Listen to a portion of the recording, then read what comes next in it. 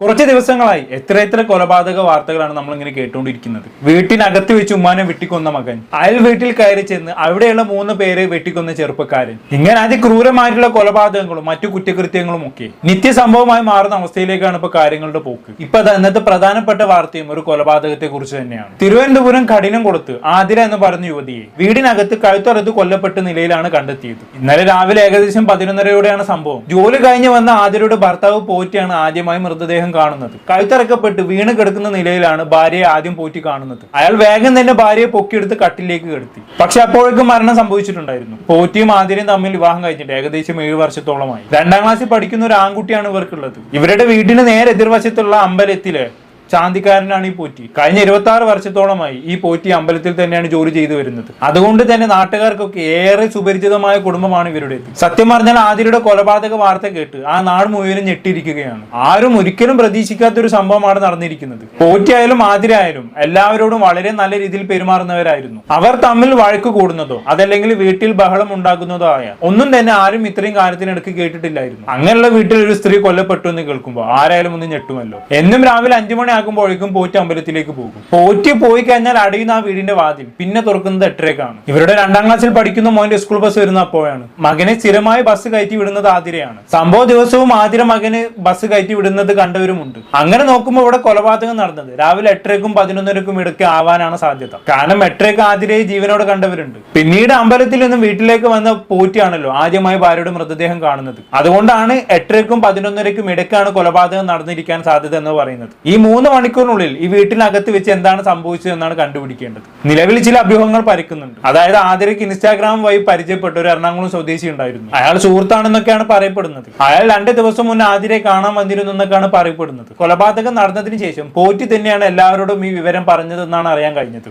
അതായത് ഏകദേശം ഒരു 6 മാസം മുമ്പ് തന്നെ ഭാര്യയ്ക്ക് ഇങ്ങനെ ഒരാളുമായി സൗഹൃദമുള്ളതായി പോറ്റി കണ്ടുപിടിച്ചിരുന്നു അത്ര. എന്നാൽ പുറത്താരോടും അത് പറഞ്ഞിരുന്നില്ല. ആരെങ്കിലും ഇത് പുറത്തറിഞ്ഞാൽ താൻ ആത്മഹത്യ ചെയ്യുമെന്ന് ആതിര പോറ്റിയോട് പറഞ്ഞിരുന്നു പോലും. എന്തായാലും ആൺസുഹൃത്തുമായിട്ടുള്ള ആതിരയുടെ ഈ സൗഹൃദം പോറ്റി വിലക്കിയിരുന്നു. എന്നിട്ടും 2 ദിവസം മുമ്പ് ഇയാൾ ആതിരയെ കാണാൻ വന്നു എന്നുള്ളതാണ്. എന്നാൽ ഇങ്ങനെ ഒരാൾ വന്നതോ പോയതൊന്നും അവിടുത്തെ അയൽവാസികൾ ആരും തന്നെ കണ്ടിട്ടില്ല. ആതിരയ്ക്ക് ഇങ്ങനെ ഒരു ബന്ധമുള്ള വിവരം തന്നെ പോറ്റി പറയുമ്പോഴാണ് എല്ലാവരും അറിയുന്നത് തന്നെ. എന്തായാലും ഈ പറയപ്പെടുന്ന സുഹൃത്തിന് കൊലപാതകവുമായി എന്തെങ്കിലും ബന്ധമുണ്ടോ എന്ന് പോലീസ് അന്വേഷിച്ചു വരികയാണ്. ഇവിടുത്തെ പ്രൈമറി സസ്പെക്ട് അയാൾ തന്നെയാണ്. പോറ്റി പറഞ്ഞത് പ്രകാരം കൊലപാതകത്തിന് ശേഷം ഇയാൾ വീട്ടിലുള്ള സ്കൂട്ടർ എടുത്തിട്ടാണ് രക്ഷപ്പെട്ടിരിക്കുന്നത്. പോറ്റിക്ക് ഡ്രൈവിംഗ് അറിയില്ല. ആതിരായിരുന്നു സ്കൂട്ടർ ഉപയോഗിച്ചിരുന്നത്. ഇപ്പൊ ആ സ്കൂട്ടറും അവിടെ കാണാനില്ല. മിക്കവാറും കൊല ചെയ്ത ആള് തന്നെ അതെടുത്ത് രക്ഷപ്പെട്ടതാവാനാണ് സാധ്യത എന്ന് തോന്നുന്നു. പക്ഷെ ഇതിനൊന്നും ദൃക്സാക്ഷികളായി ആരും തന്നെ ഇല്ല എന്നുള്ളതാണ്. പോറ്റി പറഞ്ഞ കാര്യങ്ങൾ വെച്ചുള്ള നിഗമനങ്ങളാണ് ഇതെല്ലാം. പക്ഷെ ഇതെല്ലാം സത്യമാണോ അല്ലേ എന്ന് തെളിയിക്കാൻ വലിയ പണിയൊന്നും ഉണ്ടാവില്ല. ആതിരയുടെ മൊബൈൽ ഫോൺ തന്നെ പരിശോധിച്ചാൽ മതിയാകും. പറയപ്പെടുന്ന പോലെ ആതിരയ്ക്ക് ഒരു ആൺസുഹൃത്ത് ഉണ്ടെങ്കിൽ അവനെ കണ്ടുപിടിക്കാൻ കേരള പോലീസിന് വെറും മണിക്കൂറുകൾ മാത്രം മതിയാകുമെന്നാണ് എനിക്ക് തോന്നുന്നത്.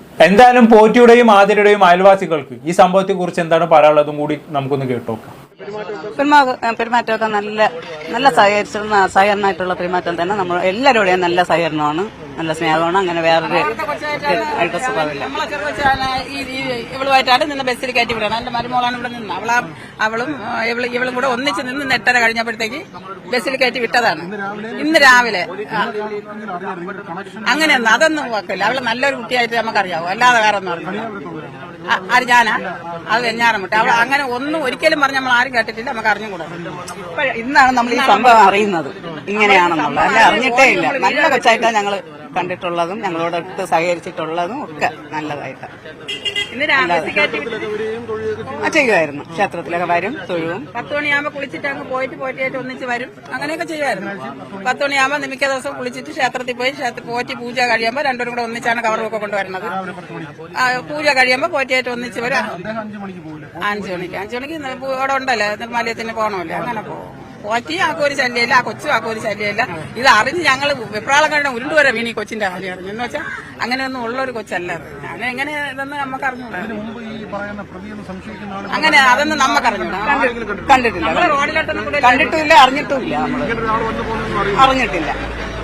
ഇന്ന് കൊച്ചിനെ കയറ്റി വിട്ടിട്ട് ഞാൻ പോട്ടെ. അതാണ് പോറ്റിയെ കുറിച്ചും ആതിരയെ കുറിച്ചും ഒരാൾക്ക് പോലും മോശം അഭിപ്രായം ഇല്ല എന്നുള്ളതാണ്. എല്ലാവർക്കും ഇഷ്ടമായിരുന്നു അവരെ, പ്രത്യേകിച്ച് ആതിരയെ. വർഷങ്ങളായി അവിടെ ഉണ്ടായിരുന്ന പോറ്റിയേക്കാളും ഒരു പിടി ഇഷ്ടം എല്ലാവർക്കും ആതിരയോടായിരുന്നു ഉണ്ടായിരുന്നത്. ആർക്ക്? ഈ പ്രദേശവാസികൾക്ക്. ആതിരയ്ക്ക് ഒരു അവിഹിത ബന്ധം ഉണ്ടായിരുന്നെന്ന് വിശ്വസിക്കാൻ പോലും ഇവരാരും തയ്യാറല്ല. അതുപോലെ തന്നെ പോറ്റി കളവ് പറയുമെന്നും ഇവർ വിശ്വസിക്കുന്നില്ല. മറ്റൊരു പ്രദേശവാസിയുടെ വാക്കുകൾ കേട്ടാൽ നിങ്ങൾക്കത് വ്യക്തമായി മനസ്സിലാകും. പിന്നെ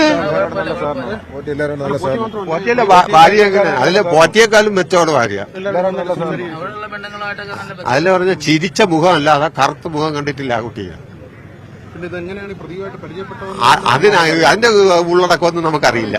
കേട്ടല്ലോ, ഇതുകൊണ്ടൊക്കെ തന്നെയാണ് നാട്ടുകാർക്ക് ഇത്രയധികം ഞെട്ടലുണ്ടായത്. നാട്ടുകാരുടെ കണ്ണിൽ ഇവർ രണ്ടുപേരും പെർഫെക്റ്റ് ആയിരുന്നു. എന്നാൽ എല്ലാ വ്യക്തികളും പുറത്ത് കാണുന്ന പോലെ തന്നെ ആകണമെന്നില്ലല്ലോ. ആതിരയ്ക്ക് ഇങ്ങനെ ഒരു ബന്ധമുള്ള കാര്യം പോറ്റി പറയുമ്പോഴാണ് എല്ലാവരും അറിയുന്നത് തന്നെ അല്ലെ. ഇനി പോറ്റി പറയുന്നതൊക്കെ സത്യമാണെന്ന് ഉറപ്പിക്കാനായിട്ടില്ല, അത് വേറെ കാര്യം. ഇവിടെ നമ്മൾ ശ്രദ്ധിക്കേണ്ട ഒരു കാര്യം എന്താണെന്ന് വെച്ചാൽ, അവിഹിത ബന്ധമുള്ള ഭാര്യ കൊല്ലപ്പെടുമ്പോൾ പൊതുവെ എല്ലാവരും ആദ്യം സംശയിക്കുക ആരായിരിക്കും? അവളുടെ ഭർത്താവിനായിരിക്കും അല്ലെ. പക്ഷെ ഇവിടെ പോറ്റിയ ആളുകൾക്ക് അത്രയും വിശ്വാസം ഉള്ളത് കൊണ്ട് തന്നെ അയാൾ ആരും സംശയിക്കുന്നില്ല എന്നുള്ളതാണ്. ആതിരയുടെ ഇൻസ്റ്റാഗ്രാം സുഹൃത്ത് അവളെ കൊല്ലുമെന്ന് ഭീഷണിപ്പെടുത്തിയിരുന്നു എന്നുള്ളതാണ് പോറ്റി പറയുന്നത്. അത് കേട്ടപ്പോൾ പോലീസിൽ കംപ്ലൈന്റ് ചെയ്യാൻ ഇരുന്നതാണ് എന്നും. എന്നാൽ ഇത് ആരെങ്കിലും പുറത്തറിഞ്ഞു കഴിഞ്ഞാണെങ്കിൽ താൻ ആത്മഹത്യ ചെയ്യുമെന്ന് ആതിര ഭീഷണി മുഴക്കിയത് കൊണ്ട് മാത്രമാണ് ഈ സംഭവം രഹസ്യമാക്കി വെച്ചതെന്നും പോറ്റി പറയുന്നുണ്ട്. ഇത്രയും കാലം എല്ലാവർക്കും ഇടയിൽ ഒരു നല്ല കുട്ടി ഇമേജിൽ നടന്നിട്ട് പെട്ടെന്നൊരു ദിവസം തനിക്കൊരു അവിഹിത ബന്ധം ഉണ്ട് എന്ന് എല്ലാവരും അറിയുമ്പോൾ അതെന്തായാലും ആതിരയ്ക്ക് സഹിക്കാൻ കഴിയില്ലല്ലോ. അതുകൊണ്ടായിരിക്കും ആരെങ്കിലും അറിഞ്ഞു കഴിഞ്ഞാൽ താൻ ആത്മഹത്യ ചെയ്യുമെന്ന് അവർ പറയാൻ കാരണം. എന്തായാലും ആതിരയുടെ അവിഹിത ബന്ധത്തെ കുറിച്ച് പോറ്റി പറഞ്ഞ കാര്യങ്ങളെ കുറിച്ച് മറ്റൊരു പ്രദേശവാസി സംസാരിക്കുന്നുണ്ട്. നമ്മൾ തരാന്ന് കേട്ടോക്കാം.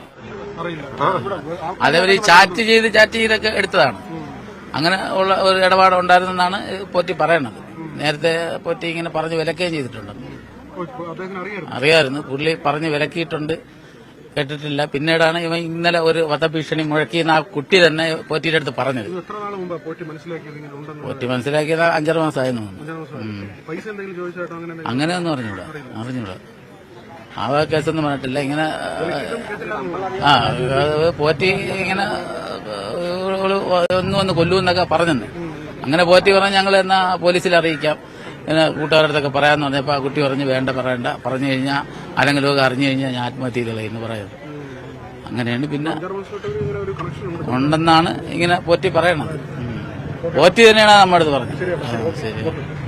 ഓക്കെ, അപ്പൊ അങ്ങനെയൊക്കെയാണ് കാര്യങ്ങൾ. അറിഞ്ഞ കാര്യങ്ങൾ വെച്ച് നോക്കുമ്പോൾ ആതിരയുടെ മരണം എങ്ങനെയാണ് സംഭവിച്ചത് എന്നതിനെ കുറിച്ച് 2 സാധ്യതകളാണുള്ളത്. 2 സാധ്യതകൾ എന്ന് പറഞ്ഞാൽ പോറ്റി പറയുന്ന പോലെ തന്നെ ആതിരയുടെ സുഹൃത്ത് അഥവാ കാമുകൻ തന്നെ ആകാം ഈ കൊലപാതകത്തിന് പിന്നിൽ. പക്ഷെ അയാൾ എങ്ങനെ ഒരു കൊലപാതകം ചെയ്യാനുള്ള മോട്ടീവ് എന്താണെന്ന് മാത്രം വ്യക്തമല്ല. പോറ്റി പറയുന്നു കാമുകൻ വധഭീഷണി മോഹിക്കിരുന്നു എന്ന്. എന്തായിരിക്കും അയാൾ വധഭീഷണി മോഹിക്കിയത്? മേ ബി ആതിരയോട് അയാളുടെ കൂടെ ഇറങ്ങി വരാൻ പറഞ്ഞിട്ടുണ്ടാവണം. ആതിര പക്ഷെ അതിന് വിസമ്മതിച്ചിട്ടുണ്ടാവണം. അതിന്റെ ദേഷ്യത്തിൽ അയാൾ കൊന്നതാവാം. ഇനി ഞാൻ പറഞ്ഞ 2ാമത്തെ സാധ്യത എന്ന് പറഞ്ഞാൽ ഭാര്യയുടെ അവിഹിതം കണ്ടുപിടിച്ച പോറ്റി തന്നെ അവളെ ചെയ്തതാകാം. കാമുകന്റെ വധഭീഷണിയൊക്കെ ഇയാൾ ഉണ്ടാക്കിയ കഥകളായിരിക്കാം. പിന്നെ മറ്റൊരു വിദൂര സാധ്യത ആത്മഹത്യയാണ്. കഴുത്തറക്കപ്പെട്ട നിലയിലാണ് ആതിരയെ കണ്ടെത്തിയതെന്നാണല്ലോ പറയപ്പെടുന്നത്. സ്വയം കഴുത്തു മുറിച്ച് മരിച്ച സംഭവങ്ങൾക്ക് ഒരുപാട് ഉണ്ടായിട്ടുണ്ട്. സോ ആ ഒരു സാധ്യതയും പൂർണ്ണമായി തള്ളിക്കളയാനാവില്ല എന്നുള്ളതാണ്. എന്തായാലും ഇതെല്ലാം വെറും സാധ്യതകൾ മാത്രമാണെന്ന് മനസ്സിലാക്കുക. മാധ്യമങ്ങളിൽ നിന്നും പ്രദേശവാസികളിൽ നിന്നുമെല്ലാം നമുക്ക് ലഭിച്ച വിവരങ്ങളാണ് ഇതെല്ലാം. ചിലപ്പോൾ ഇതൊന്നും ആയിരിക്കില്ല കാരണം. സത്യത്തിൽ എന്താണ് ഇവിടെ സംഭവിച്ചതെന്ന് അറിയാൻ പോലീസിന്റെ ഭാഗത്തു നിന്നുള്ള ഔദ്യോഗിക വിവരം ലഭിക്കുന്നത് വരെ കാത്തിരിക്കുക എന്നുള്ളതാണ്. അതുവരെയും ഈ അവിധ കഥകളൊക്കെ പൊലിപ്പിക്കാതിരിക്കുന്നതാണ് നല്ലത്.